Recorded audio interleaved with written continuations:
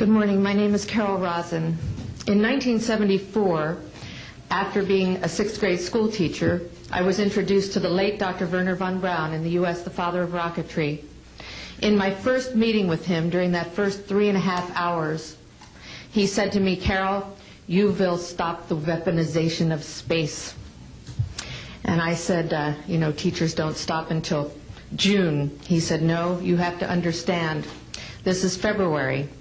And we have to prevent the weaponization of space because there is a lie being told to everyone that the weaponization of space is now first being based upon the evil empire, the Russians. There are many enemies," he said, "against whom we're going to build this space-based weapon system. The first of whom was the Russians, which was existing at that time. Then there would be terrorists. Then there would be third world countries. Now we call them rogue nations or nations of concern. Then there would be asteroids." And then he would repeat to me over and over, "And the last card, the last card, the last card would be the extraterrestrial threat." Well, at the time, I kind of laughed when he said asteroids, and when he said extraterrestrials, I knew I wasn't going to deal with that subject. And now we hear on the news just today, this week, that they've slid in another enemy. Only this time we're going to protect our satellites. In other words, we have to have some reason to spend these trillions, to waste these dollars on a space-based weapon system, and they're all lies. This is a system, he told me, that would never protect anyone. Even back then, he talked about suitcase bombs. He talked about chemical, viral, bacterial, biological warfare, that these space-based weapons would never protect us against. And then he told me that, in fact, if you travel around the world, which I did after he died in 1977, I met with people in over 100 countries who were friends.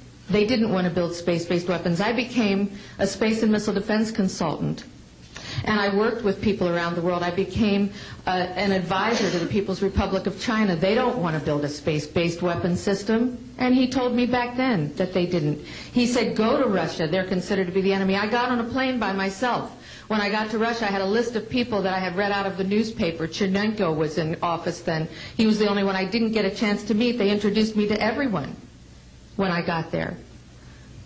And when I got back, I said, "Oh my Lord, this man is telling the truth. There is no threat." And I've been waiting until this day for 27 years, and I'm expecting the spin to happen, because he also explained to me that as a military strategist, as a person who worked on the MX missile, which I did later, he said, "You will find that there is going to be a spin to find some enemy against whom we have to build space-based weapons." And now we should expect the spin, because he said part of the formula for the intelligence community is if they might have a weapon, then we have to consider that they do have these weapons. So now they do have these weapons, so now we have to build these weapon systems. And that's the formula, except that it's all based on a lie.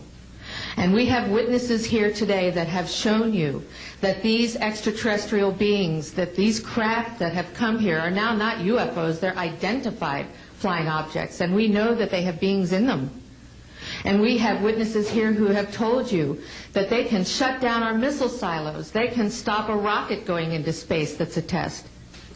We have witnesses here who have worked in the classified departments, who have the courage to come forward here to support what Wernher von Braun told me back in 1974 to 77.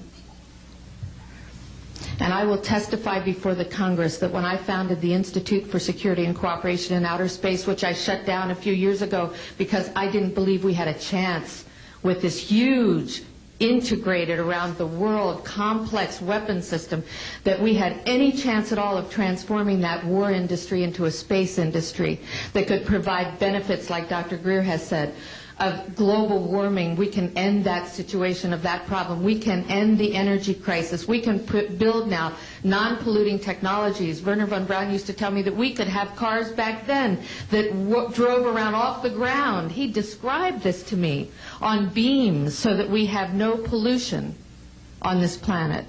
And we can solve the problems of the people that are urgent and potential, and the other animals and the other cultures on Earth and in space.